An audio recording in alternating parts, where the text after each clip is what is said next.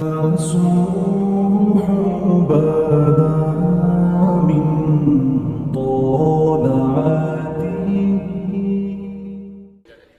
سیدنا فاروق اعظم کی بات کرتا ہوں۔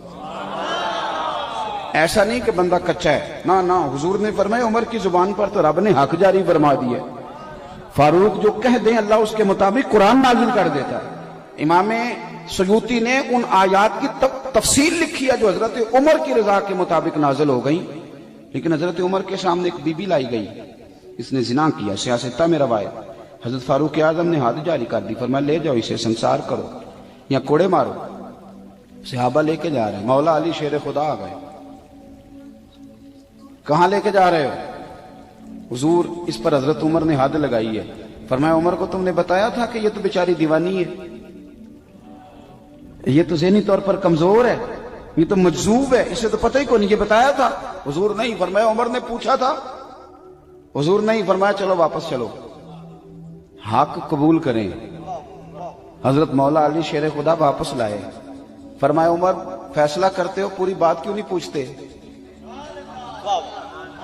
آپ نے کہا لی کیا ہوا؟ فرمایا تم نے اس عورت پہ حد لگائی؟ حضور لگائی۔ فرمایا تمہیں پتہ ہے یہ مجذوب ہے، دیوانی ہے، مرفوع القلم ہے، اس پر حد نہیں لگتی؟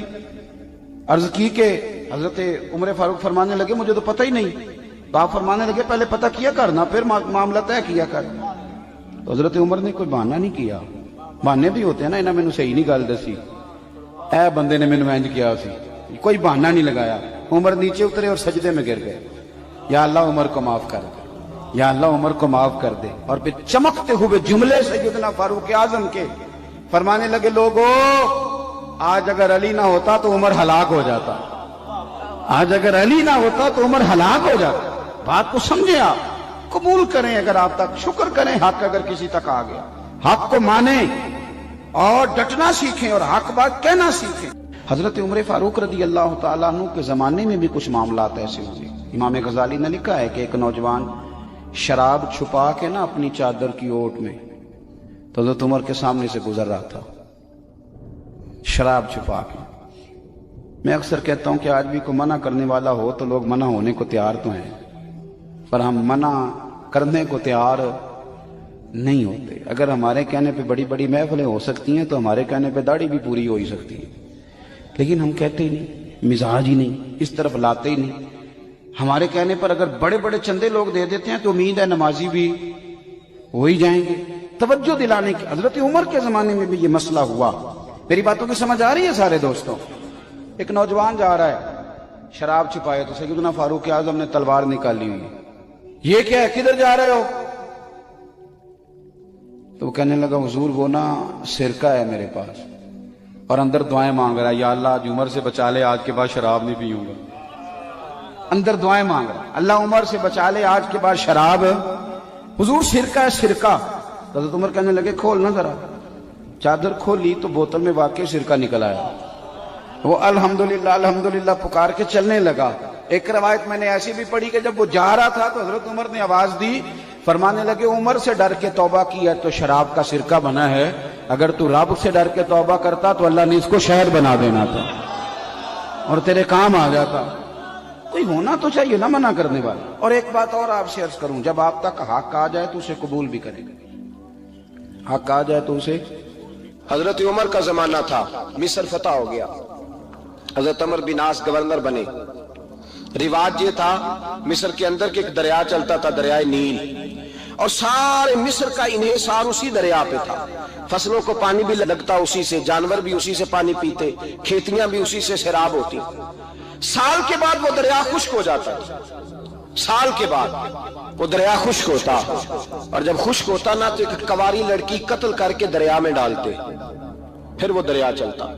آج بھی بہت ساری جگہوں پہ اوہام پرستی ہے، کہتے ہیں ہمارے آستانے کا طریقہ ہے۔ میں نے کہا آستانے کا اس آستانے کا طریقہ ہوتا ہے جس آستانے کا تعلق در مصطفیٰ سے ہوتا ہے، باقی کسی آستانے کا اپنا کوئی ذاتی طریقہ نہیں۔ طریقہ وہ جو میرے نبی پاک کا طریقہ ہے، اس سے ہٹ کر کون سا طریقہ ہے؟ ہمارے آستانے کا طریقہ ہے، ہماری یہ رسم ہے، ہمارا یہ رواج ہے۔ اٹھا کے بھاگ جاؤ رسم و رواج، ہمارے رسم و رواج رسول اللہ کی سنت کے پابند ہے۔ سارے بولیے صلی اللہ ہو، پھر ایک دفعہ پڑھیے درود شریف صلی اللہ ہو۔ 3 دفعہ کر لیں تاکہ طاق آزاد ہو جائے. صلی اللہ علیہ. نبی پاک صلی اللہ علیہ وسلم کا طریقہ اصل طریقہ ہے. حضرت عمر فاروق کو جناب عمر بن عاص، اور کہتے ہیں کہ پکا طریقہ یہ تھا کہ جب تک لڑکی قتل کر کے ڈالتے نہیں تھے دریا چلتا نہیں تھا.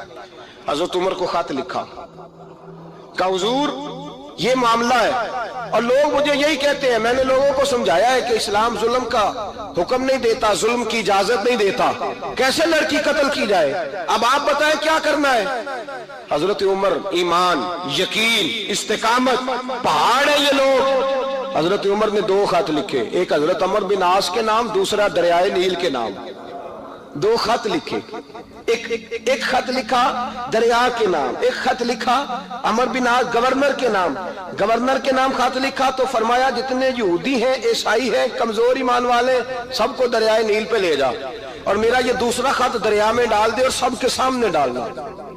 کہتے ہیں یہ خط تو پڑھنا چاہے تو تجھے اجازت بھی ہے. سنیے اور سر دھنیے اور سوچئے کہ اصل کمزوری کہاں آئی ہے.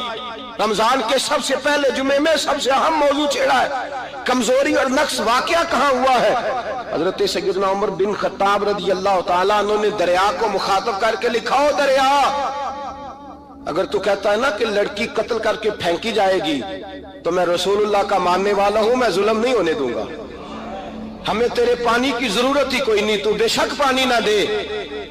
اور اگر تو اللہ کے حکم سے بہتا ہے، اگر تو اللہ کے حکم سے بہتا ہے تو پھر اللہ کا بندہ اور مصطفیٰ کا غلام عمر تجھے حکم دیتا ہے کہ فوراً بہنا شروع کر دے، فوراً منٹ نہ لگانا. حضرت سیدنا عمر بن عاص فرماتے ہیں لشکروں کے لشکر لے کے میں دریائے نیل پہ پہنچا، اور بھرے مجمع میں جناب عمر کا خط میں نے ڈالا تو دریا نے بہنا شروع کر دیا. فرماتے ہیں دریا بہنے لگا اور غیر مسلم کلمہ پڑھنا شروع ہو گئے. لوگ مجھے کہنے لگے کیا دکھایا ہے جو کلمہ پڑھ رہے ہیں؟ تو میں نے کہا دکھایا کچھ بھی نہیں، یہ حضرت عمر کے ایمان کی قوت کی برکت ہے کہ بہت سبحان اللہ. مصطفیٰ کے غلام حضرت سعد بن ابی وقاص قادسیہ کی جنگ کے لیے نکلے، رستے میں دریائے نیل آ گیا. حضرت سیدنا سعد بن ابی وقاص اب کہاں سفر طے کر کے آئے، کہتے پتہ ہی نہیں تھا کہ دریا آ جائے گا. اب دور دور تک پل کوئی نہیں. صحابہ کہتے ہیں دشمن للکار رہا. حضرت سعد بن ابی وقاص دریا کنارے کھڑے ہوئے، ایمان، یقین اور استقامت، ڈٹ گئے. کہنے لگے او دریا، اگر تو حضرت موسیٰ کی نافرمان قوم کو رستہ دے سکتا ہے، محمد عربی کے وفادار نوکر ہیں، ہم تو رسول اللہ کے ماننے والے ہیں. دشت تو دشت ہے، دریا بھی نہ چھوڑے ہم نے، بحر ظلمات میں دوڑا دیے گھوڑے ہم نے. فرمایا چھوڑ رستہ. صحابہ کہتے ہیں اس وقت ہم نے نعرے لگائے جب دریا نے رستہ ہی چھوڑ دیا. کہتے ہیں پھر اللہ رسول پر ہم ذکر کرنے لگے، درود پڑھنے لگے، دریا سے رستے بن گئے. فرماتے ہیں 10,000 کا لشکر گزر گیا. اس پار جب گیا نا تو حضرت سعد بن ابی وقاص نے پھر مجمع پہ نظر ڈالی. فرمایا کسی کی کچھ ہے تو نہیں رہ گئی پانی میں، کوئی دریا میں چیز تو نہیں رہ گئی. ایک صحابی کہنے لگے میرا مٹی کا پیالہ رہ گیا ہے. یار ذرا دیکھیے انداز دیکھیے، مٹی کا پیالہ. اور یار چھوڑ پرا، مٹی کا پیالہ کیا ہوتا ہے؟ اب تو مٹی کے پیالے کی بات کرے گا. چھوڑ دے، کیا کرتا ہے؟ اس نے کہا پیالہ میرا رہ گیا ہے. حضرت سعد بن ابی وقاص کہنے لگے کیوں ہمارا پیالہ رہ جائے، ہم رسول اللہ کے نوکر ہیں. ایمان، یقین اور استقامت کی دولت. پھر دریا کی طرف دیکھا، کہنے لگے چل یار ہمارا پیالہ بھی واپس کر دے. صحابہ کہتے ہیں دریا کی لہر آئی اور پیالہ بھی واپس کر گئی. اور میرے بھائی جب ایمان کی دولت، یقین کی دولت، اعتماد کی دولت. حضرت عمر فاروق رضی اللہ تعالی عنہ، حضرت سیدنا ابو موسیٰ اشعری کہتے ہیں کہ میں نے نا صفائی کی، مال غنیمت کی میں نے صفائی کی تو 1 دینار مجھے نا کہیں پڑا ہوا مل گیا. تو فرماتے ہمیں اجازت ہوتی تھی کہ 1 دینار ہم اپنی مرضی سے کہیں خرچ کر سکتے. اگر آپ ناراض نہ ہوں تو ہمارے ہاں جب چیئرمین صاحب، ناظم صاحب ٹھیکے دیتے ہیں تو ٹھیکیدار ان کا چھوٹا بھائی ہوتا ہے یا چچا کا بیٹا ہوتا ہے یا خالہ کا بیٹا ہوتا ہے. وہ خود ناظم ہوتے ہیں اور ان کا چھوٹا بھائی ٹھیکیدار ہوتا ہے. یعنی وہ نا سارا کچھ گھر کے اندر ہی رہتا ہے. گھر کے اندر ایک پیسہ دیتا ہے، دوسرا واپس اس کو واپس کر دیتا ہے گھر کے اندر ہی. اب تو خیر ہمارے لوگ سمجھدار ہو گئے. ایک بندہ ایک سیاسی جماعت میں ہوتا ہے، دوسرا دوسری میں، اور تیسرا جس کی بھی حکومت آئی حکومت تو ہماری رہے گی نا. ایک بندہ تو ہے نا اس جماعت میں. یہ اچھا لوگوں نے ایک طریقہ نکالا ہے. تو حضرت عمر کے بیٹا گزر رہا تھا تو حضرت ابو موسیٰ اشعری کہتے ہیں میں نے صفائی کی تو 1 دینار نکلا. تو میں نے وہ 1 دینار نا حضرت عمر کے بیٹے کو دے دیا. میں نے کہا لو بیٹا اپنے چچا کی طرف سے تحفہ. تو گھر جا کے انہوں نے حضرت عمر کو بتایا کہ چچا نے پیسے دیے ہیں. چھوٹے بچے تھے. حضرت عمر نے حضرت ابو موسیٰ اشعری کو بلا لیا اور بلا کے فرمانے لگے میں تو تمہیں اپنا دوست جانتا تھا اور تو نے میری اولاد کو ہی دنیا دار بنانا شروع کر دیا. میرے بچوں کو ہی تم نے دنیا دار پیسوں پہ لگانا شروع کر دیا. میں تو تمہیں یار سمجھتا تھا. فرمایا تمہیں چاہیے تھا میرے بیٹے کو نصیحت کرتے کہ بیٹا پیسوں سے رب راضی نہیں ہوتا, اس کی رضا والے کام کیے جائیں تو رب راضی ہوتا ہے. اور فرمایا تمہیں کوئی اور گھر نہیں ملا تھا تباہ کرنے کے لیے, میرا ہی گھر ملا تھا. اٹھاؤ اپنا دینار اور خبردار آج کے بعد میرے بچوں کے ساتھ یہ والی نیکی نہ کرنا. اور ہمارا کیا سٹیٹس ہے, دوستی ہے یہ اس سے جو تحفے زیادہ دے, جو بچوں کو خراب کرنے میں مدد زیادہ کرے اس کے ساتھ یہ رہنا. حضرت عمر نے گھر پہ اور سب سے بڑھ کر اپنی ذات پہ توجہ کی. حضرت ابو مالک رضی اللہ تعالیٰ عنہ کہتے ہیں میں عمر کے پیچھے پیچھے ایک باغ میں گیا, اکثر اس باغ میں جایا کرتے تھے. اور عمر جا کے نا تو درخت کے نیچے بیٹھ گئے اور فرمانے لگے او امیر المومنین اللہ سے ڈر جا, ورنہ جس رب نے حکومت دی ہے وہ عذاب بھی بڑا دے گا. ڈر جا رب سے. کبھی ساری زندگی حضرت عمر نے اپنا کوئی تعارف نہیں کرایا, کبھی نہیں. ایک بندے نے آپ کے سامنے تعریف کر دی آپ کی تو فرمانے لگے تو خود بھی ہلاک ہوا اور مجھے بھی ہلاک کر دیا. کیا ضرورت پڑی ہے میری تعریفیں کرنے کی, اتنی دیر میری تعریف میں لگائی. اللہ کا ذکر کرتا رب تجھے ثواب دیتا, حضور پہ درود پڑھتا تو رب تیرے اوپر رحمتیں نازل کرتا. کس چکر میں ہے؟ آج جتنا اچھی کوئی خوشامد کرے اتنی اچھی وزارت ملتی ہے, جتنی اچھی اس کو جو ہے وہ چاپلوسی کرنی آئے درجہ بھی اسے اتنا ہی اچھا ملتا ہے. حضرت عمر فاروق رضی اللہ تعالیٰ عنہ آپ کے بیٹے کہتے ہیں, صاحب فتوح الشام نے لکھا ہے, آپ کے صاحبزادے کہتے ہیں میں نکلا تو میرے ابا جی نا اپنی پشت پر مشکیزہ رکھ کے کنویں سے پانی بھر کے آ رہے تھے. میں دوڑ کے آگے گیا, میں نے کہا ابا جی مجھے دے دے. فرمانے لگے بیٹا تیرا کیا خیال ہے, کوئی اور نہیں تھا مشکیزہ بھر کے لانے کے لیے, تیرا کیا خیال ہے؟ کہا ابا جی بڑے لوگ تھے پر آپ کیوں اٹھا رہے ہیں؟ فرمانے لگے نفس نا ذرا میرا بڑا ہو گیا تھا, اسے ذرا ذلیل کر رہا ہوں, ذرا اپنا محاسبہ کر رہا ہوں. یہ مجھے کہہ رہا تھا تو بڑی چیز ہے, تو میں نا ابھی مشکیزہ گھر رکھ کے آؤں گا, پھر تیری ماں نے مجھے کہا ہے کہ گھر میں لکڑیاں کوئی نہیں جلانے کے لیے, پھر میں جنگل سے لکڑیاں کاٹ کے لاؤں گا. اب میں امیر المومنین بن کے نا تو میرا نفس تھوڑا بڑا ہو گیا. اب یقین کریں ہمارا آزما خراب ہو جاتا ہے جب تک ہمارا تعارف صحیح نہ ہو, ہمارا تعارف ٹھیک نہ ہو. میں یہ ہوتا ہوں, میں وہ ہوتا ہوں, چھوڑ مٹی دیں تے مٹی رہنا ہی, مٹی دیں تے مٹی دیں تے مٹی رہنا ہی. ایویں کادی بلے بلے اج مٹی دے اتے بندیا تے کل مٹی دے تھلے, مٹی دیں تے مٹی رہنا ہی. کادی بلے, مجھے پوچھ لو, مجھے جان لو, میرا نام لے لو, میں بھی آیا ہوں, میں بھی ہوتا ہوں, میرا بھی یہ تذکرہ ہے. میں بدکار پرانا خادم کسے در ملی نہ ٹوئی, اے تے واصف یار نے نظر جو کی تھی تے واصف واصف ہی ہوئی. یہ تو بڑی بات کی بات ہے, تو بات کی بات ہے صاحب, ورنہ من نانم کے من نانم, جو ہم ہیں اس کا ہمیں پتا تو ہے نا بھائی. کبھی بھی یہ جو ذات کا چکر ہے نا, میں بھی ہوں مجھے بھی, او بھائی یاد رکھو میں کون ہوں. یہ جو نام نمود اور یہ خواہشیں اور یہ جو وقار, یہ تو کمزور لوگوں کا طریقہ ہے. جس کو اپنا تعارف کرانا پڑ گیا اس سے بھی زیادہ کمزور کوئی ہے. فوٹو میں دکھاتا پھرتا ہے فلانے کے ساتھ فوٹو فلانے, تو کمزور بندے یہ کام کرتے. حضرت عمر فاروق اللہ اکبر, حضرت عمر جیسا بندہ 24 لاکھ مربع میل کا حکمران, اور شاہ روم کو خط لکھ کے کہتا ہے میں منت نہیں کرتا میں حکم دیتا ہوں. اتنا تگڑا بندہ. جنگ قادسیہ کے لیے حضرت سعد بن ابی وقاص کو بھیجا, فتوح الشام پڑھ کے دیکھیں. حضرت عمر بڑے پریشان ہیں, اتنے دن ہو گئے کوئی رپورٹ ہی نہیں آئی. اب تو موبائل ہے نا, تو ایک منٹ کی رپورٹ لیں آپ, بلکہ آپ ایک منٹ کی فوٹو لیں آپ, رپورٹ تو دور رہ گئی. حضرت عمر فاروق رضی اللہ تعالیٰ عنہ بڑے پریشان ہیں کہ قادسیہ میں حضرت سعد بن ابی وقاص کے ساتھ لوگ جہاد کرنے گئے, رپورٹ کوئی نہیں آ رہی. اتنے پریشان تھے کہ باہر نکل کے نا اس رستے پہ بیٹھ جاتے جو رستہ قادسیہ کی طرف سے آتا تھا. اس جو بھی آتا جاتا پوچھتے جنگ کے کیا حالات ہیں. ادھر جب اللہ نے فتح دے دی نا تو حضرت سعد بن ابی وقاص رضی اللہ تعالیٰ عنہ نے ایک قاصد کو خط دے کے بھیجا, کہنے لگے عمر کے پاس جاؤ, انہیں اطلاع دو کہ الحمدللہ اللہ نے اسلام کو فتح عطا کر دی. یہ حضرت عمر کو جا کے دینا. وہ بڑے پریشان ہوں گے. وہ جو اس زمانے میں اس طرح ہوتا تھا کہ کئی دور دور سے صحابہ جو دوسرے شہروں کے ملکوں کے رہنے والے ہوتے تھے وہ بھی آ کے شامل ہو جاتے تھے جہاد میں. کوئی ایک دفعہ مدینے آیا, کوئی 2 دفعہ آیا, پھر اپنے اپنے علاقوں میں. بہت سارے لوگوں نے زیادہ دفعہ حضرت عمر کو دیکھا بھی نہیں تھا. وہ جو قاصد خط لے کے آیا تھا نا, اس نے 1 دفعہ دیکھا تھا. حضرت عمر بوڑھے ہو گئے, وہ پہچانتا نہیں تھا. میری بات کی سمجھ آ رہی ہے آپ حضرات کو؟ ادھر سے وہ خط لے کے آ گیا. حضرت عمر مدینے سے باہر نکل کے اس روڈ پہ بیٹھے تھے جو قادسیہ سے آتا تھا. جب اس آدمی کو آتے دیکھا تو حضرت عمر اٹھ کے کھڑے ہو گئے, فرمانے لگے قادسیہ سے آ رہے ہو؟ وہ کیا کہتا ہے؟ پھٹے پرانے کپڑے, ٹوٹے ہوئے جوتے, سر پہ پرانی پگڑی. کہنے لگے غلام مدینے کے رہنے والے ہو؟ حضرت عمر کہنے لگے ہاں مدینے کا ہوں. کہا میں قادسیہ سے آیا ہوں, الحمدللہ اللہ نے اسلام کو فتح دے دی ہے, الحمدللہ کفر کی کمر ٹوٹ گئی ہے. اس نے یہ بات کر کے تو گھوڑے کو ایڑی لگائی, گھوڑا دوڑنے لگا مدینے کے. حضرت عمر بھی ساتھ ساتھ دوڑ رہے. فرمانے لگے اچھا بتاؤ خالد بن ولید کا کیا حال ہے؟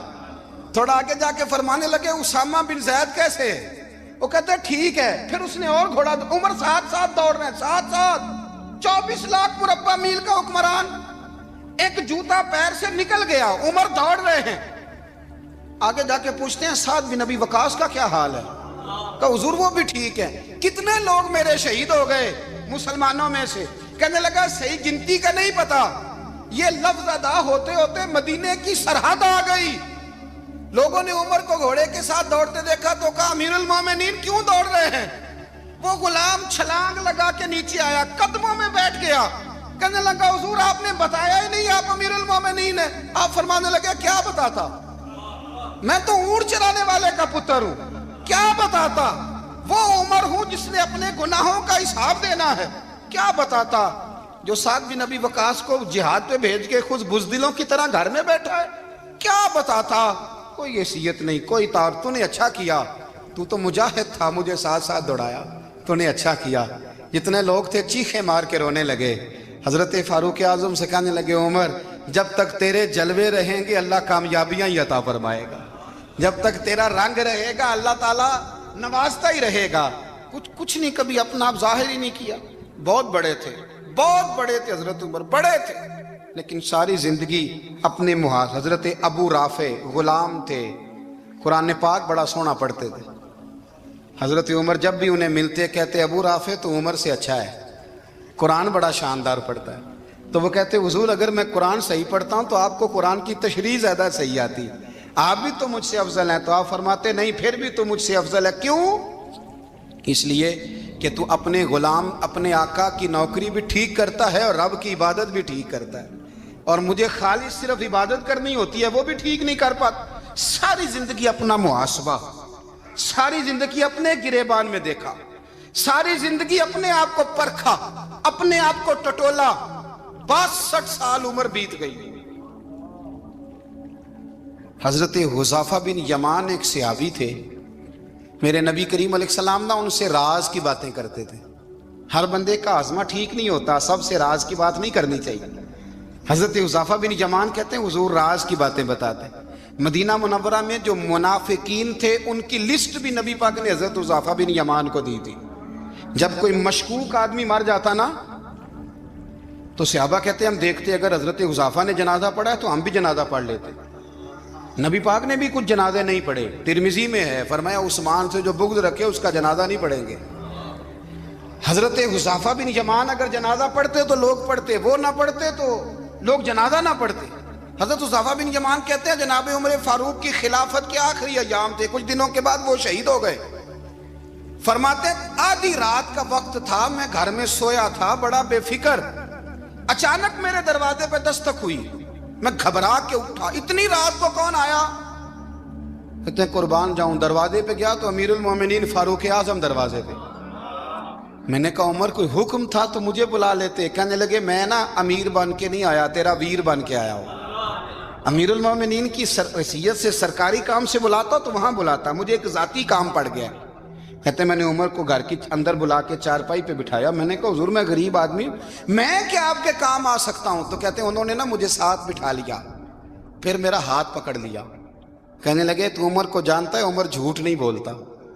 تو جانتا ہے عمر وعدوں کا پکا ہے؟ کہا حضور جانتا ہوں۔ کہا میں اس وقت آیا ہوں جب دیکھ بھی کوئی نہیں رہا۔ حضرت حذیفہ بن یمان کہتے ہیں پریشان ہو گیا، حضور پہلیاں نہ بجھوائے، مہربانی کریں بتائیں کدھر آئے ہیں؟ تو حضرت عمر فاروق فرمانے لگے 62 سال کا ہو گیا ہوں، 63 میں چل رہا ہے، داڑھی سفید ہو گئی ہے، ال پک گیا، اٹھ فریدہ ستیا، داڑھی آ گئی پور، اگا نیڑے آ گئی، پچھا رہ گئی دور، اب نہ اب قبر اشر کا معاملہ صاف نظر آنے لگا ہے۔ کہا حضور مجھ سے کیا چاہتے ہیں؟ حضرت عمر رو پڑے، کہنے لگے آج میں عشاء کے بعد نکلا ہوں تو نبی پاک کے صحابہ مجھے نیک کہہ رہے تھے، پھر میں نے بچوں کی ماں سے اور بچوں سے بھی پوچھا ہے، وہ بھی مجھ سے راضی ہیں، پر حذیفہ تیرے ساتھ نبی پاک راز کی باتیں کرتے تھے، سچ بتا کہیں عمر کا نام منافقوں میں شامل تو نہیں؟ سچ بتا ان منافقین میں تو شامل نہیں، کہیں اوپر سے تو نہیں سارا کچھ؟ حضرت حذیفہ بن یمان کہتے ہیں میں باپ کے مرنے پہ اتنا نہیں رویا جتنا عمر کے سوال پہ رویا۔ میں قدموں میں بیٹھ گیا، میں نے کہا نہیں عمر یہ تو میں نے نہیں سنا، لیکن یہ میں نے نبی پاک سے ضرور سنا ہے کہ میرے بعد اگر کوئی نبی ہوتا تو عمر ابن خطاب ہوتا۔ یہ میں نے اپنے کانوں سے سنا ہے کہ عمر جس گلی سے گزرے شیطان رستہ بدل جاتا ہے۔ یہ میں نے اپنے کانوں سے سنا ہے کہ 950 سال حضرت جبریل جناب عمر کی شان بیان کریں تو پھر بھی بیان نہیں ہو سکتا، یہ میں نے ضرور سنا۔ دوستو ساری زندگی حضرت عمر نے اگر دوسروں کا محاسبہ کیا تو اپنا اور اپنے بچوں کا بھی کڑا خیال رکھا، اپنی ذات پر بڑی توجہ دی۔ جو لوگ اپنا بھول جاتے ہیں نا، ہمیں اپنی صحت کا بڑا خیال ہے لیکن اپنی روحانی زندگی کا کوئی خیال نہیں ہے، قلبی زندگی کا کوئی تصور نہیں ہے۔ آپ یقین کریں موٹا آدمی کمزور ہونے کے لیے جدوجہد کر رہا ہے، کمزور طاقتور ہونے کے لیے، لیکن جس کو کتنے دن بیت گئے اللہ رسول کی یاد میں رویا ہی نہیں، کتنے دن بیت گئے نہ سننے کو دل ہی نہیں چاہا، جسے مہینوں بیت گئے اور قرآن پاک کی طرف نظر ہی نہیں گئی، وہ فکر مند ہی نہیں۔ زندگی زندہ دلی کا نام ہے، مردہ دل کیا خاک جیا کرتے ہیں؟ بھائی حضرت عمر کی زندگی دور حاضر میں ہمیں یہ سبق دیتی ہے کہ کڑی نگرانی رکھو اپنے پودوں کی، کڑا خیال رکھو اپنے ذاتی باغ کا، اور یہ جو تمہارے دل کی دنیا ہے یہ تمہاری روح کی زندگی ہے، اس کا محاسبہ کرتے رہو۔ نبی کریم علیہ السلام نے فرمایا اپنا حساب خود کر لو قبل اس کے کہ تمہارا حساب کیا جائے۔ اپنا حساب بولیے، اپنا حساب۔ ہم ساری دنیا کا حساب کرتے پھرتے ہیں، کوئی کہاں سے کماتا ہے کہاں کھاتا ہے، پر اپنا حساب حضور نے فرمایا حساب کر لو قبل اس سے کہ تمہارا حساب۔ مولا علی فرماتے ہیں نماز پڑھ لو قبل اس کے کہ تمہاری نماز پڑھی جائے۔ یہ بڑا عجیب معاملہ ہے کہ ہم جتنے لوگ ہیں ہمارا معیار یہ ہے کہ سامنے والا غلط ہے اور میں ٹھیک، یعنی دوسرے کا بچہ گلی میں نظر آ جائے تو اس کی غلطیاں نکلنی شروع ہو جائیں گی، اور میرا بچہ سارا شہر گھوم آئے ایک ٹائر پہ موٹر سائیکل پہ تو ہم کہتے ہیں کہ ابھی بچہ ہے، انشاءاللہ سیانا ہو جائے گا۔ اگر ابا جی آج تک سیانے نہیں ہوئے کہ اس کو سمجھا لیں تو پھر بیٹے کا سیانا ہونا تو ہو سکتا ہے کہ وہ 60-70 سال لگ ہی جائیں۔ گھر کے اندر جب تک توجہ نہیں ہوتی اور سب سے پہلے جب تک اپنی ذات پر توجہ نہیں ہوتی، تو والد کا جب تک کردار بچے نہیں دیکھتے جب تک اتنی دیر تک ان کا تبدیل ہونا ممکن نہیں ہوتا۔ حضرت عمر فاروق رضی اللہ تعالیٰ عنہ نا باہر والوں کا بھی بڑا سخت حساب کرتے تھے۔ بڑا ایک گورنر صاحب نے لباس بڑا شاندار پہننا شروع کر دیا تھا تو حضرت عمر نے اتروا کے نا تو انہیں ٹاٹ کا لباس پہنا کے تو اونٹ چرانے کی ڈیوٹی دے دی تھی، اتنا سخت احتساب کرتے۔ کسائی کی دکان پر بھی 1-2 گھنٹے کھڑے ہوتے تھے، جو آدمی مسلسل 2 دن گوشت خریدتا تھا نا فرماتے تھے اس کا ٹیکس بڑھا دو، لوگوں کو دال نہیں مل رہی اور یہ روز گوشت کھاتا ہے۔ حضرت فاروق اعظم اس کو جزیہ کہا جاتا تھا یا کچھ اور معاملات ہوتے تو بڑھا دیتے تھے۔ مسلسل جو 2 دن آدمی گوشت کھاتا تھا فرماتے تھے مدینے میں غربت ہے، اگر یہ والا نظام تم کرو گے تو غریب لوگ کس کی طرف دیکھیں گے۔ لیکن اس سے زیادہ بڑھ کر جو ان کی زندگی کا معیار اور سٹیٹس تھا وہ یہ تھا کہ اپنے گھر کا خاص خیال رکھتے، خاص توجہ کرتے۔ ملک شام سے اور ایران سے کچھ لوگ آپ کی خدمت میں آئے، تو وہاں سے کچھ کنیزیں بھی آئیں، ان کے بادشاہ پیغام لے کے۔ شاہ ایران کی کنیز کو ملکہ نے کہا کہ نا حضرت عمر کی زوجہ کو دیکھ کے آنا ذرا کس طرح کی ہے۔ ہمارے ملک میں کیا کہتے ہیں؟ خاتون اول، جی خاتون، باقی سارے دووں میں خاتون اول، ذرا خاتون اول کو دیکھ کے آنا۔ تو وہ جب آئی نا گھر میں ملنے، تو کہا کہ مجھے میری ملکہ نے کہا تھا کہ عمر کی زوجہ سے، اہلیہ سے ملاقات کر کے آنا۔ تو حضرت عمر کی اہلیہ نے نا ایک جوڑا کپڑوں کا دے دیا ملکہ کے لیے، اور ایک خوشبو کی شیشی دے دی۔ اب جب وہ تحفے وہاں گئے تو اس ملکہ نے نا کچھ سونے کا سامان بھیجا، کچھ زیورات بھیجے، کچھ تحائف بھیجے۔ جب حضرت عمر کے گھر آئے نا، وہ خادم لے کے آیا، اس نے کہا جی آپ کی اہلیہ نے تحفے بھیجے تھے، تو جواب میں شاہ ایران کی بیوی نے، یہاں جس ملک کا وہ سفیر تھا، انہوں نے بھی یہ بھیجے۔ تو حضرت عمر فاروق نا وہ تحفے لے کے گھر گئے، تو جا کے کہنے لگے اپنی اہلیہ سے، یہ تو کب سے تحفے تحائف بھیجنے لگ گئی ہے؟ یہ کب سے نظام شروع ہو گیا؟ تو کہ حضور تحفہ دینا لینا تو ٹھیک ہے، سنت ہے، محبت بڑھتی ہے، تو یہ کوئی قباحت نہیں، اور میں نے اپنی ذاتی استعمال کے لیے جو چیزیں رکھی تھی وہ میں نے دی ہیں۔ تو حضرت عمر فاروق رضی اللہ تعالیٰ عنہ فرمانے لگے، ہم نے کسی ملک کے ساتھ اور اس کے بادشاہ کے ساتھ ذاتی تعلق نہیں بنانا، تعلق جو بھی بنے گا رسول اللہ کے دین کی برکت سے بنے گا۔ ذاتی رشتے نہیں ہم نے قائم کرنے، ذاتی۔ آپ کے ملک کی جو ایئر لائن جس کا ہر سال خسارے کا ڈنڈورا پیٹا جاتا ہے نا، وہ ہمارے بادشاہ صاحب اور صدر صاحب اگر غیر ملکیوں کو گھوڑا کبھی بھیجنا ہو نا، گھوڑا، تو پورا ایک جہاز گھوڑا لے کے تحفے میں جاتا ہے، پورا جہاز غریب قوم کا یہ سرمایہ، اور قوم بڑی بادشاہ ہے، لائنوں میں لگ کے ووٹ دیتی ہے۔ دو کام ہمیشہ لائن میں لگ کے کرنے، ایک بل لائن میں لگ کے جمع کرانا ہے، اور ایک ووٹ لائن میں لگ کے، تاکہ پھر پورے 5 سال لائن میں ہی لگے رہیں۔ مرضی سے آپ ووٹ دینا، پر جو بات درست ہے اس کو سنو۔ حضرت عمر فاروق رضی اللہ تعالیٰ عنہ نے اپنی اہلیہ سے پوچھا کتنے کا تھا وہ تیرا جوڑا اور خوشبو کی شیشی؟ انہوں نے کہا 3 دینار کی۔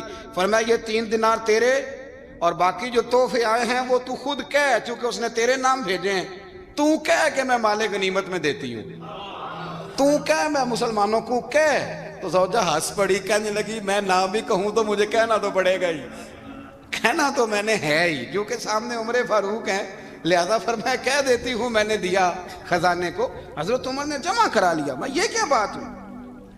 میرے گھر والے جو مرضی کریں، ان کا معیار زندگی جس طرح کا مرضی ہو۔ اور حضرت عمر ایک جملہ کہا کرتے تھے، اللہ کرے کہ یہ باتیں اس دور حاضر میں ہماری سمجھ میں آئیں۔ حضرت عمر فاروق رضی اللہ تعالیٰ عنہ اپنے بچوں کو فرمایا کرتے تھے کہ بہت آدمی کو بھوک لگی ہو نا، اور پھر اس کی پسند کا کھانا پکا ہو، تو اتنے شوق سے وہ اس کھانے کو دیکھتا ہے نا، فرمایا اس طرح پوری قوم اپنے بادشاہوں کے خاندان کو دیکھتی ہے، اس تیزی کے ساتھ دیکھتے ہیں کہ ان کے گھر میں کیا ہو رہا ہے، ان کا معیار زندگی کیا ہے، ان کا سٹیٹس کیا ہے۔ سیدنا فاروق اعظم رضی اللہ تعالیٰ عنہ نے اپنے گھر کے اندر اپنے بچوں، آپ کے بچے دونوں کاروبار کے لیے مصر گئے،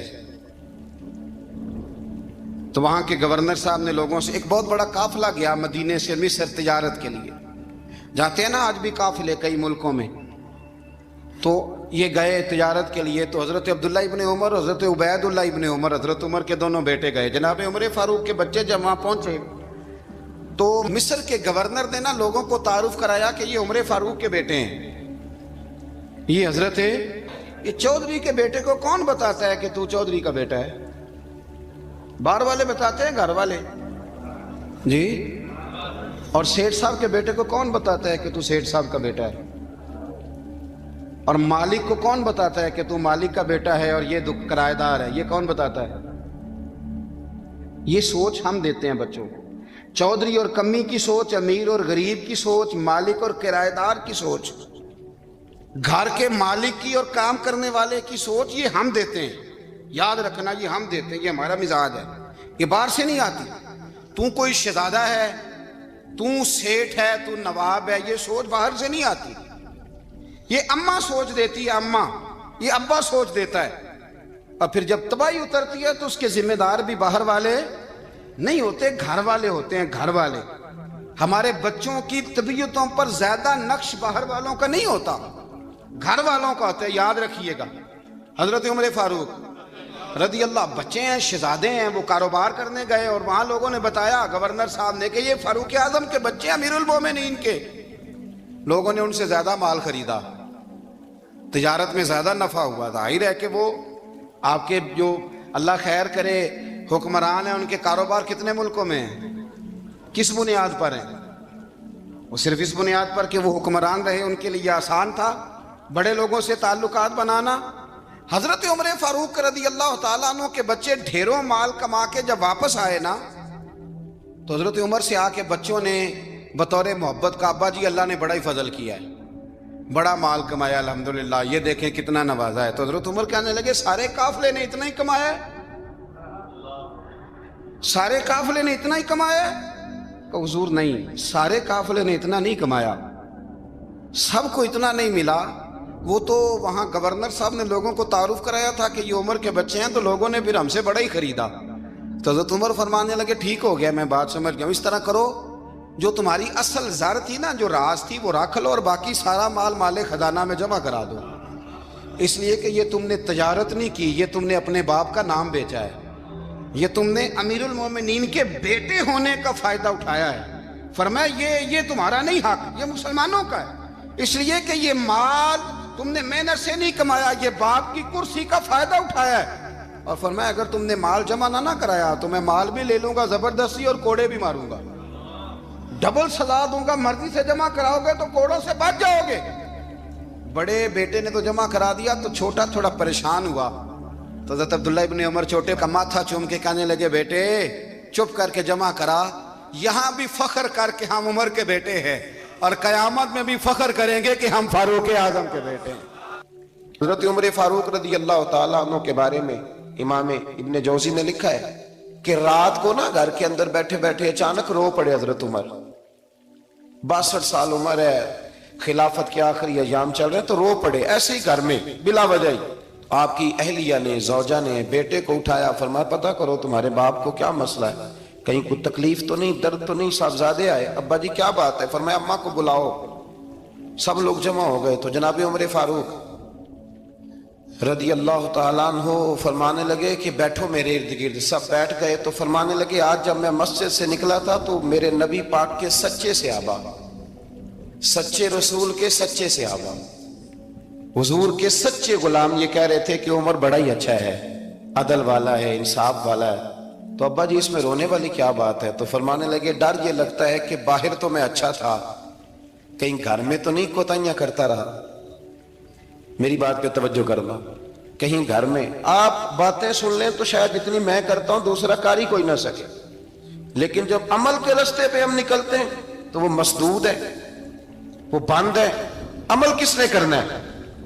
آپ کوئی آیت پڑھیں تو یہاں غلطی نکالنے والے 20 لوگ مل جائیں گے، 20 لوگ، لیکن اس آیت پہ عمل کرنے والے کتنے ملیں گے؟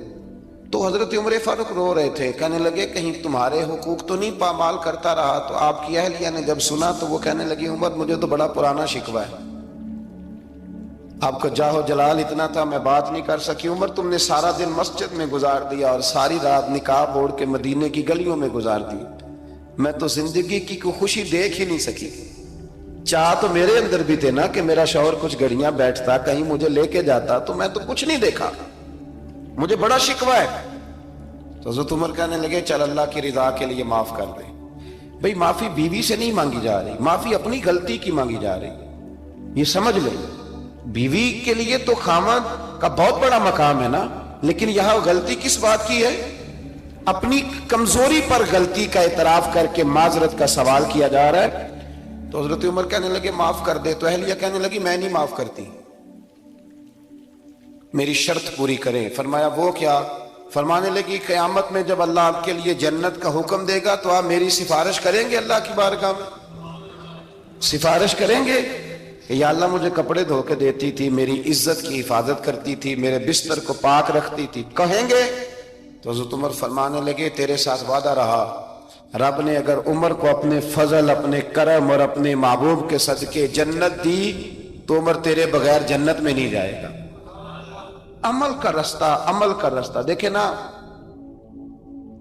2 دفعہ استاد بات کرتا ہے، 2 دفعہ، اور کوئی زیادہ، ایک تو ہے نا کہ ایم اے اور جناب ایم ایڈ اور ایم فل اور پھر پی ایچ ڈی قسم کا استاد، ایک وہ جو matric P T C teacher ہے نا، وہ 2 دفعہ اسٹوڈنٹ کو کام کہے تو تیسری دفعہ وہ ناراض ہو جاتا ہے، کہتا ہے میں 2 دفعہ کہا ہے۔ بچے کو آپ 2 دفعہ کہتے ہیں اور اگر تیسری دفعہ کہنا پڑے تو غصہ آتا ہے نہیں آتا؟ بھئی تو نے اتنی دفعہ کہا، تو سمجھ نہیں رہا بات کو۔ اور اگر اللہ کریم قرآن مجید میں سینکڑوں دفعہ کہے نماز پڑھو، سینکڑوں دفعہ، اور یہ بہانے کر رہا ہے، یہ بھی پروگرام بنا رہا ہے، پھر کہتا ہے میں بے چین رہتا ہوں، میں بے قرار رہتا ہوں۔ عمل کا راستہ اس کو اختیار کریں، آپ سکون میں رہیں گے۔ بد عمل آدمی اور بے عمل آدمی یہ ہمیشہ پریشان رہتے ہیں، ہمیشہ۔ عمل کریں، توبہ کریں تو پھر بدل جائیں، پھر تبدیلی آئے، اور یہ کوئی مشکل کام نہیں، جو بدلنے والے تھے وہ بدل گئے، بڑا کچھ کرتے تھے پر پھر وہ لوگ بدل گئے۔ حضرت فضالہ رضی اللہ تعالیٰ عنہ کہتے ہیں کہ میں بڑا دل دادا تھا عورتوں کا، اور میرا ماحول یہ تھا کہ میں قتل بھی کر لیتا تھا، معاذ اللہ چوری بھی کر لیتا تھا، اور رات میری طبیعت تھی معاذ اللہ نئی سے نئی عورت کے پاس جانا۔ کہتے ہیں ابو جہل نے اعلان کیا کہ جو نبی پاک علیہ السلام کا سر اقدس معاذ اللہ کاٹ کے لائے گا، نقل کفر نہ باشد، 100 سرخ اونٹ انعام ملے گا۔ تو میں نے ارادہ کر لیا کہ میں بہت سارا انعام حاصل کروں گا۔ قرآن مجید میں نا اللہ فرماتا ہے کہ بہت سارے لوگ ایسے ہیں جنہیں اگر میں رزق میں کشادگی دے دوں، زیادہ پیسے دے دوں، فرمایا باغی ہو جائیں، وہ سرکش ہو جائیں۔ یہ بہت سارے لوگوں کو جو اللہ تبارک و تعالیٰ اعتدال میں رکھتا ہے تو یہ ان کے لیے بہتر ہے۔ ہر بندہ دولت کے ہوتے ہوئے نیک ہو سکتا، تو یہ اللہ اگر رکھتا ہے نا اعتدال میں تو شکر کرے اللہ کا، ورنہ تو لوگ عیاشیاں کریں، پتہ نہیں کیا کچھ کر گزرے۔ تو حضرت فضالہ کہتے ہیں کہ میں نے خنجر تیار کیا اور میں نے بغل میں اس کو چھپایا، اوپر میں نے چادر اوڑھ لی۔ اب مجھے پتا تھا ظہر کی نماز کے بعد نبی پاک صلی اللہ علیہ وسلم طواف کعبہ کے لیے، بیت اللہ شریف کے طواف کے لیے جاتے ہیں۔ کہتے میں بھی اس طرف بڑھا، رستے میں نا وہ خاتون جس کے گھر میں نے رات آنا تھا، میں نے دروازے پہ دستک دی، میں نے کہا کہ تیار رہنا، آج میں بڑے پیسے لے کے آؤں گا۔ اسے میں نے یہ کہا اور پھر میں چلا گیا بیت اللہ شریف کا طواف کرنے۔ کہتے ہیں اللہ کے محبوب بھی طواف کر رہے تھے تو میں نے بھی طواف شروع کر دیا۔ ارادہ یہ تھا کہ جہاں نبی پاک علیہ السلام میرے قریب سے گزریں گے تو موقع پا کر میں حضور کے جسم اقدس پر خنجر کھونپ دوں گا اور معاذ اللہ شہید کر دوں گا۔ کہتے ہیں حضور ایک دفعہ بھی میرے پاس سے گزرے تو میں ہمت نہ کر سکا، دوسری دفعہ بھی پاس سے گزرے تو میں ہمت نہ کر سکا، تیسری دفعہ بھی گزرے تو میں ہمت، نبی کریم صلی اللہ علیہ وسلم 2-3 دفعہ گزرے تو فرماتے ہیں کہ مجھے موقع نہ ملا، اس لیے کہ حضور فرماتے ہیں اللہ نے روب کے ساتھ میری مدد فرمائی، دشمن پر میرا روب طاری ہو جاتا۔ فرماتے ہیں جب چکر پورے ہو گئے تو محبوب کریم نہ چھٹے چکر پہ فرمانے لگے فضالہ چکر ایک رہ گیا ہے، بے خبر ہو جو غلاموں سے وہ آقا کیا ہے، ایک پھیرا رہ گیا ہے۔ کہتے طواف مکمل ہو گیا تو محبوب میرے قریب آئے، فرمایا وہ کام کرتے کیوں نہیں جس کے لیے آئے تھے؟ میں نے عرض کی یا رسول اللہ کون سا کام، کیسا کام؟ اندر تو چور تھا نا، بانج فقیروں کسے نہیں ماریا اے ہوئی چور اندر دا، اندر چور تھا نا۔ کہتے ہیں حضور نے مجھے کندھے سے پکڑ کے ہلایا، فرمایا کرتے کیوں نہیں؟ جب حضور نے ہلایا تو وہ خنجر بھی پیروں میں گرا اور میں بھی رسول اللہ کے پیروں میں گر گیا۔ میں نے کہا حضور مجھے کلمہ پڑھا دیں۔ کہتے ہیں حضور نے پہلے میرے دل پہ دست مبارک پھیرا، پھر میرے نبی نے مجھے کلمہ پڑھا دیا۔ اب نا مرید ہونے والا کہتا ہے کہ جی آہستہ آہستہ میں ٹھیک ہو جاؤں گا۔ اب وہ آہستہ آہستہ کا کیا ترجمہ ہے یہ بالکل سمجھ نہیں آتی۔ بھئی کسی بندے سے 5 لاکھ روپیہ لینا ہے تو اس سے وہ کہتا ہے جی میں آہستہ آہستہ دوں گا، 500 روپیہ دے دیا کروں گا روز کا، تو کہتے ہیں میری رقم خراب ہوتی ہے، پورے دو۔ اور نیکی کی بات جب آتی ہے تو کہتے ہیں حضرت صاحب دین اتنا سخت نہیں ہے، میں آہستہ آہستہ ٹھیک ہو جاؤں گا۔ اب میں مغرب عشاء پڑھنی شروع کر دیا میں نے، اب میں تسبیح لے لی ہے، کل میں نے بھی آہستہ آہستہ میں ٹھیک ہو جاؤں۔ یعنی رقم لینی ہو تو وہ آہستہ آہستہ قبول نہیں ہے، لیکن اور مکان کی رجسٹری اگر کرانی ہو تو مالک مکان کہے گا آہستہ آہستہ کرا لو، کہتے ہیں پیسے پورے دیے، سویرے چل اور بیان دے. یہ کیا بات ہے؟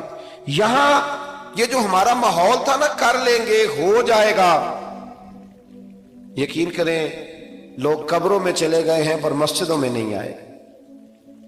ہر کام سے لوگ ریٹائر ہوئے پر گناہوں سے ریٹائر نہیں ہوئے.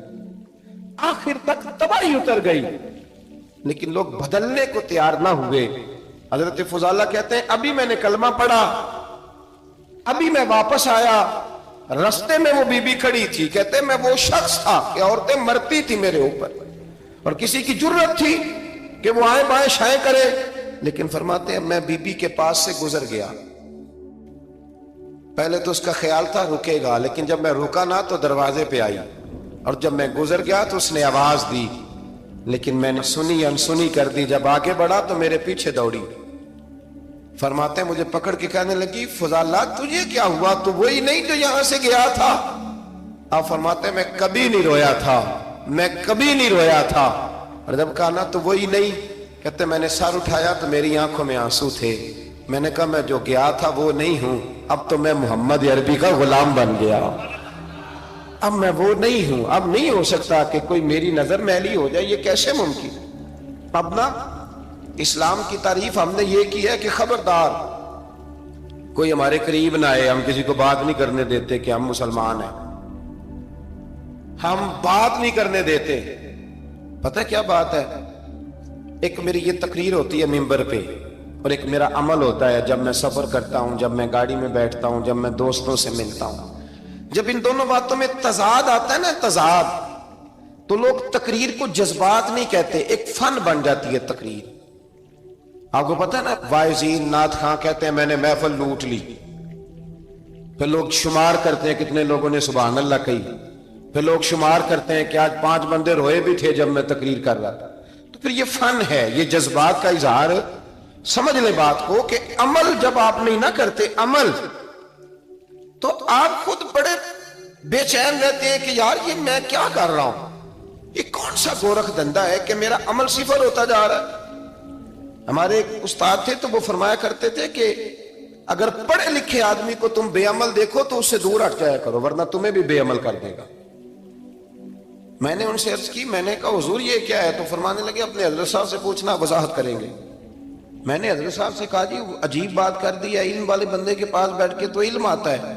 تو وہ فرما رہے تھے کہ علم والے بندے کے پاس اگر وہ بے عمل ہو تو بالکل نہ بیٹھنا. تو حضرت صاحب فرمانے لگے انہوں نے صحیح کہا ہے. اب بات بہت بڑی ہے، پتہ نہیں آپ کے سمجھ میں آتی ہے نہیں آتی، بہرحال کر دیتا ہوں. پڑھا لکھا بندہ اگر بے عمل ہو تو اس کے پاس، تو میں نے کہا حضور کیوں؟ فرمانے لگے اس لیے کہ وہ اپنی بے عملی پر بھی دلائل دے گا. صلی علی سیدنا و مولانا محمد وعلی سیدنا علی و سیدتنا فاطمہ و سیدتنا زینب و سیدنا حسن و سیدنا حسین. زینب کی بارگاہ میں سلام نیاز ہے، زینب کی بارگاہ میں سلام نیاز ہے، زینب کی بارگاہ میں سلام نیاز ہے، زینب کی بارگاہ میں سلام نیاز ہے. جو مرتضیٰ کی لاڈلی زہرا کا ناز ہے. اللہم صلی علی سیدنا و مولانا محمد. اللہم صلی علی سیدنا و مولانا محمد. زینب کی بارگاہ میں سلام نیاز ہے، زینب کی بارگاہ میں سلام نیاز ہے. جو مرتضیٰ کی لاڈلی زہرا کا ناز ہے اللہم صلی علی سیدنا و مولانا محمد اللہم صلی علی